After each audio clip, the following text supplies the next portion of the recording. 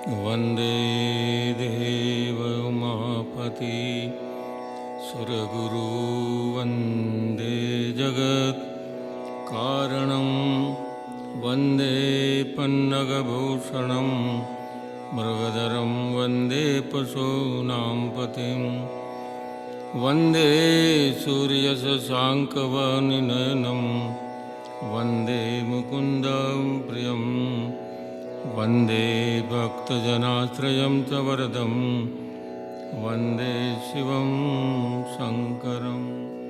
ભગવતી જયા પાર્વતીનું આ વ્રત છે. વ્રતનો વિધિ આ વ્રત અષાઢ સુદ તેરસના દિવસથી શરૂ કરી અષાઢ વદ ત્રીજના દિવસે પૂર્ણ થાય છે. ઓછામાં ઓછા 5 વર્ષ સુધી આ વ્રત કરવાનું હોય છે અને શક્ય હોય તો જ્યાં સુધી આ વ્રત થઈ શકે 10 વર્ષ 20 વર્ષ 30 વર્ષ ત્યાં સુધી આ વ્રત કરવું. વ્રત કરનારે સવારમાં વહેલા ઉઠી નાહી ધોઈ શંકર પાર્વતીનું પૂજન કરવું. ભોજનમાં ચોખા ખાવાના, મીઠી ચીજ ખાવાની નહીં, એટલે મિષ્ટાન ગળ્યા પદાર્થ ખાવાના નહીં. બની શકે તો એકલા મગ ખાઈને પણ આ વ્રત કરવું. વ્રત પૂર્ણ થયે સૌભાગ્યવતી સ્ત્રીને સૌભાગ્ય લગતા સાધનો આપવા, કંકુની શીશી, કાજળની ડબ્બી, કપડાં શક્તિ પ્રમાણે આપવા. વ્રતનું ઉત્થાપન સમયે બ્રાહ્મણોને ભોજન કરાવવું. એની વાર્તા છે. પહેલાંના સમયમાં એક બ્રાહ્મણ હતો અને તેનું નામ વામન હતું. તે અને બીજી તેની પત્ની સત્યા એક ગામમાં રહેતા હતા. આ બ્રાહ્મણ અને તેની પત્ની ધર્મપરાયણ, સત્યનિષ્ઠ અને પ્રભુ ભક્તિમાં શ્રદ્ધા રાખી જીવન જીવતા હતા. વામન અને સત્ય સર્વ વાતે સુખી, પણ શેર માટીની ખોટ હતી. તેથી સત્ય ખૂબ દુઃખી રહેતી અને મનમાં ને મનમાં વિચાર કરતી હતી કે અરે ભગવાન, ભોળા પ્રભુ, બધું જ સુખ છે, પણ સંતાન સુખથી અમને વંચિત કેમ રાખ્યા? દયા કર પ્રભુ, દયા કર ભોળાનાથ, દયા કર. આમ સત્યા રોજ ભગવાનને વિનંતી કરતી, પણ તેની આશા પૂરી થતી નથી.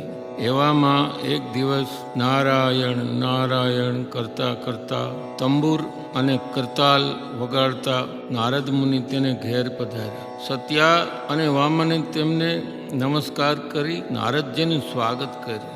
યથાવિધિ પૂજા કરી પ્રણામ કરી સામે ઊભા રહ્યા. નારદજીએ આશીર્વાદ આપ્યા અને સત્યાની સામે જોયું. તેના મુખ ઉપર ચિંતા દેખાઈ. નારદજીએ સત્યાને ઉદાસીનનું કારણ પૂછ્યું. ત્યારે સત્યાએ 2 હાથ જોડીને કહ્યું, દેવર્ષિ, પ્રભુ કૃપાથી અને આપ જેવાના સંતોના આશીર્વાદથી અમે સુખી છીએ, પણ 1.25 શેર માટીની ખોટ છે. કૃપા કરી આપ અમને સંતાન પ્રાપ્તિનો કોઈ ઉપાય હોય તો બતાવો. નારદજીએ સત્યાની વાત સાંભળી અને કહ્યું, હે વામન, સાંભળ. અહીંયાથી દક્ષિણ દિશામાં જા અને એક જંગલ આવશે. આ જંગલ બિલીનું જંગલ છે. ત્યાં ભગવાન સદાશિવ સુકાયેલા બિલ્વપત્રના પાનના ઢગલામાં ઢંકાઈ ગયેલા છે. ત્યાં જઈ ઘણા સમયથી અપૂજ રહેલા ભગવાનની પૂજા કર, સેવા કર અને ભજન કીર્તન કર. ભગવાન સદાશિવ તો ભોળિયા ભગવાન છે. તારા ભક્તિ ભાવથી ખુશી થઈ જશે, પછી તારું દુઃખ દૂર થઈ જશે. માટે ત્યાં જાઓ.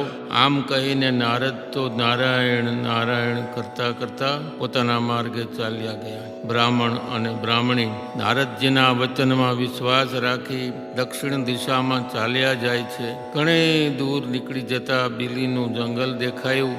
જંગલમાં આગળ જતા એક સ્થળે બિલીના સૂકા પાંદડાનો ઢગલો દેખાયો. પછી તો બંને પતિ પત્ની બિલ્વપત્ર દૂર કરી જોયું તો ભગવાન સદાશિવનું લિંગ ઘણા જ વખતથી અપૂજ્ય રહેલું દેખાયું.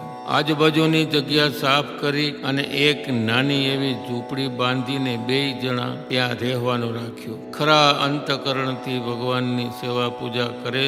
આમ કરતા કરતા ઘણા દિવસો વીતી ગયા. એકવાર વામન ભગવાન માટે ફૂલ લેવા ગયો અને ત્યાં રસ્તામાં તેને નાગ કરડ્યો. સર્પદંશથી તત્કાળ તેનું મૃત્યુ થયું.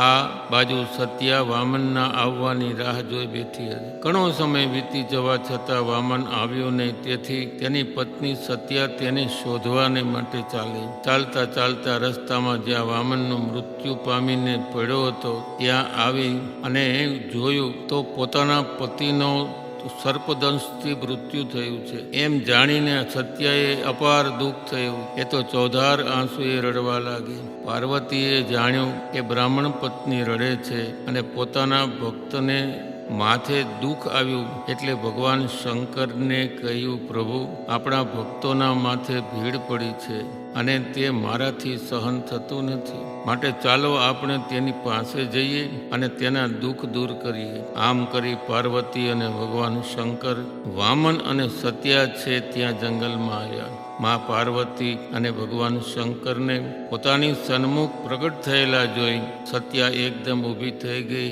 મા પાર્વતીને 2 હાથ જોડી પગે પડી રડવા લાગી. માતાજીની સ્તુતિ કરી, વિનંતી કરી, હે મા, મારા પતિદેવને જીવિત કરો. મા, આપ તો જાણો છો કે આધાર મારા પતિદેવ છે. તેમના સિવાય હું જગતમાં જીવી નહીં શકું. આટલું કહેતા કહેતા સત્યા કરુણ વિલાપ કરવા લાગી. સત્યાના માથે હાથ ફેરવી જગદંબા પાર્વતીએ કહ્યું, બેટા, રડ નહીં. ભગવાન ભોળાનાથ સૌ સારાવાના કરશે.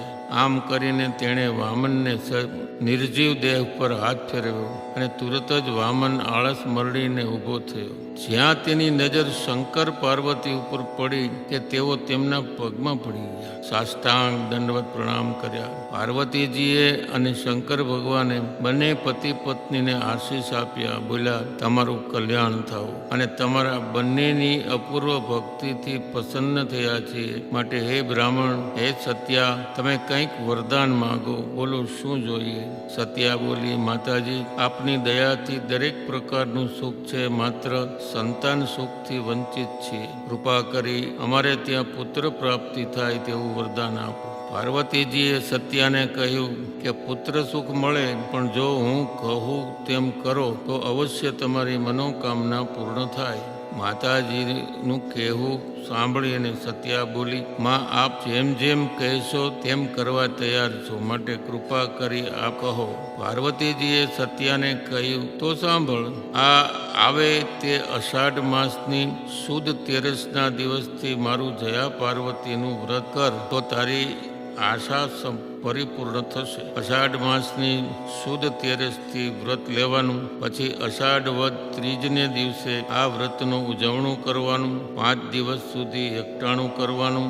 મીઠા વગરનું મોળું જમવાનું. 5મા દિવસે ઉજવણું કરીને શક્તિ પ્રમાણે તેઓને વસ્ત્રાદિ સૌભાગ્ય અલંકારો આપવા. આખી રાત જાગરણ કરવાનું. જાગરણમાં પ્રભુ ભજન કીર્તન કરવાના.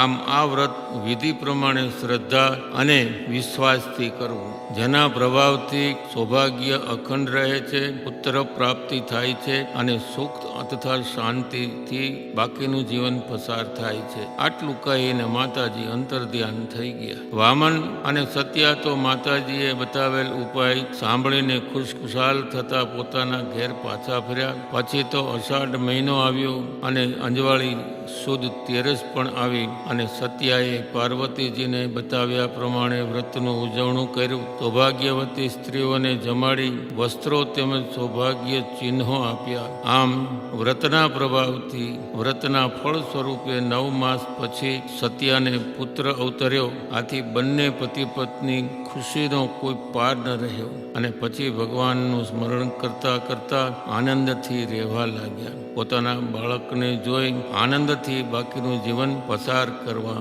લાગ્યા. હે ભગવાન, સત્યા અને વામનનું આશા પૂર્ણ કરી તેવી આ વ્રત કરનારની સૌની આશા પૂર્ણ કરજો. ઓમ પૂર્ણમદ પૂર્ણમિદમ પૂર્ણાત પૂર્ણમુદચ્યતે પૂર્ણસ્ય પૂર્ણમાદાય પૂર્ણમેવાવશિષ્યતે. ઓમ નમઃ શિવાય.